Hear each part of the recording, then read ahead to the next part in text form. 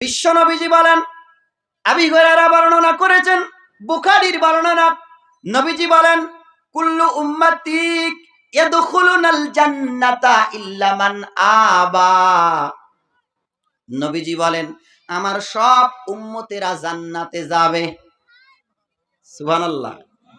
এই হাদিসটা যদি এতটুকুন হইতো তাহলে আমাদের জন্য ভালো হইতো, কিন্তু বিশ্ব নবীজি এ কথা বলার পর বললেন ইল্লা মান আবা, তবে আবারা জান্নাতে যাবে না।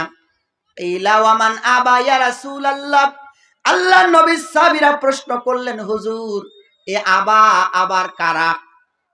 নবীজি বললেন, মান আতাআনি দাখালাল জান্নাহ ওয়া মান আসানি ফাকাদ আবা।